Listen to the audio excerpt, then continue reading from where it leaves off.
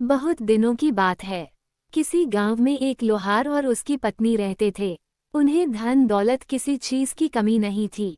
दुख सिर्फ ये था कि इनकी कोई संतान नहीं थी।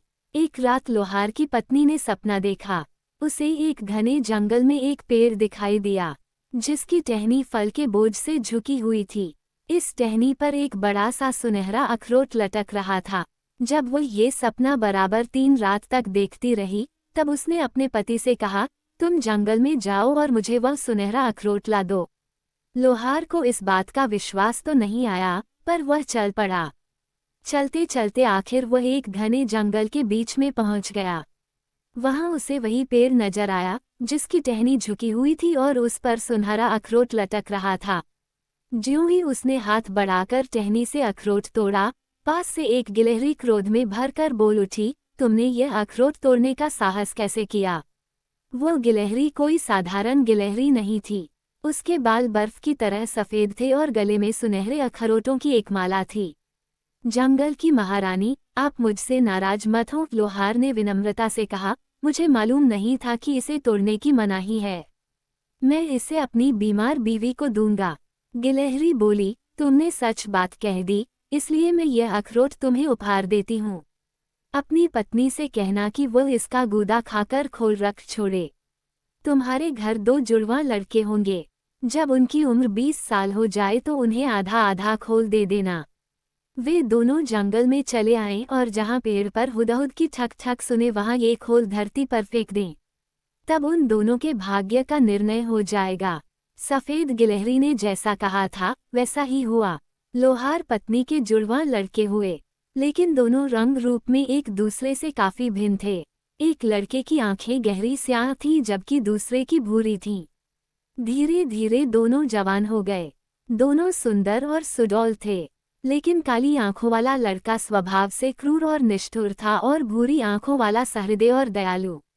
जब वे 20 साल के हुए तो पिता ने उन्हें अखरोट का आधा आधा खोल दिया। लड़के जंगल में चले गए। ज्यों ही हुदहुद के ठक ठक की आवाज कान में पड़ी, उन्होंने वे खोल धरती पर फेंक दिए और दूसरे ही क्षण अपने आप को एक कलकल करते स्रोत के किनारे खड़ा पाया। सफेद गिलहरी उनके सामने एक टहनी पर बैठी थी।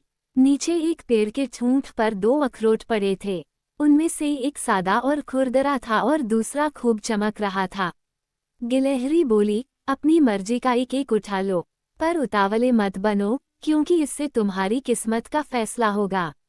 काली आंखों वाले लड़के से न रहा गया। वह तुरंत झपटा और उसने चमकता हुआ अखरोट उठा लिया। खुरदरा अखरोट दूसरे भाई के हाथ लगा। सफेद गिलहरी ने कहा, अब अपना अपना अखरोट तोड़ो। जो कुछ निकले उसी पर संतोष करो, क्योंकि इसमें किसी तीसरे का दखल नहीं है। वह पूंछ हिलाती हुई जंगल में गायब हो गई। काली आंखों वाले भाई ने अपना अखरोट पहले तोड़ा। उसके सामने काले रंग का एक कोतल घोड़ा खड़ा था। घोड़े की काठी से एक वर्दी बंधी थी, जिस पर सुनहरी फीता लगा हुआ था। इसके अलावा एक तलवार थी, जिसका दस्ता सोने का था। आहा, इस तलवार के बल पर तो मैं दुनिया भर का धन इकट्ठा कर लूंगा, उसने उल्लास में भरकर बड़े गर्व से कहा।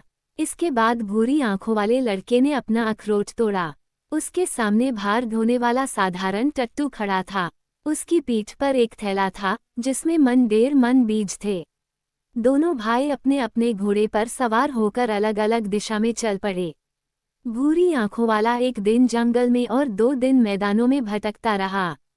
तीसरे दिन शाम को वह एक गांव में पहुंचा और रात बिताने का कोई ठिकाना ढूंढने लगा। जब वह एक झोपड़ी के सामने जाकर रुका तो एक किसान ने बाहर आकर उसका स्वागत किया और विनम्रतापूर्वक कहा, आप खुशी से हमारे पास ठहर सकते हैं। हमें खेद है कि हम आपकी अधिक सेवा नहीं कर पाएंगे।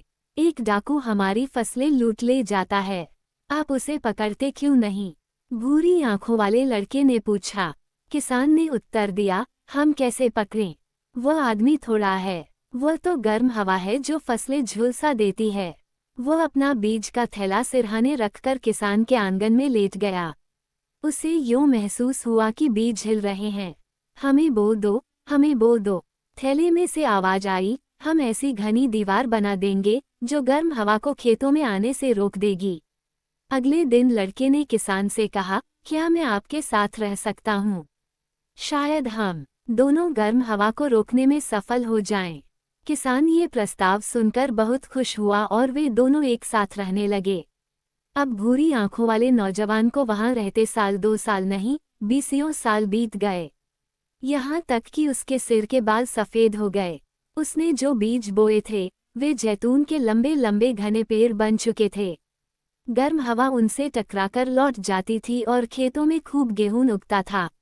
वे हर साल बढ़िया से बढ़िया फसल काटते थे। गेहूं की पकी हुई बालियां देखकर भूरी आंखों वाला व्यक्ति उल्लास से खिल उठता और अपने भाई को याद करके सोचता, यही मेरा सोना है। जाने उसका क्या हाल होगा। एक बार वो किसी दूसरे गांव में से गुजर रहा था। उसने देखा कि एक नन्हा लड़का अखरोट के खोल से खेल रहा था। खोल आधा सोने का और आधा लोहे का था। तुम्हें ये खोल कहाँ से मिला? भूरी आंखों वाले ने लड़के से पूछा। मेरे पिता लड़ाई के मैदान से इसे लाए थे। लड़के ने उत्तर दिया, किसी सेनापति ने हमारे देश पर हमला किया। घमासान युद्ध हुआ। सेनापति और उसके सिपाही मारे गए। जब लोग सेनापति को दफनाने को ले चले तो उसकी वर्दी में से यह खोल धरती पर गिर पड़ा था। उस सेनापति का नाम क्या था? भूरी आंखों वाले ने पूछा। यह मुझे मालूम नहीं। खुद पिताजी उसका नाम भूल गए थे, इसलिए उन्होंने मुझे नहीं बताया, लड़के ने उत्तर दिया और मुंह बनाकर कहा, हमें उसका नाम जानने की जरूरत ही क्या है। जो शत्रु बनकर किसी का देश हड़पना चाहे, उसका नाम कौन याद रखेगा? काली आंखों वाले सेनापति भाई का यह अंत हुआ। लेकिन सदियां बीत गईं, इस भूरी आंखों वाले भाई को लोग अब भी याद करते हैं और उसका नाम बड़े आदर और प्यार से लेते हैं।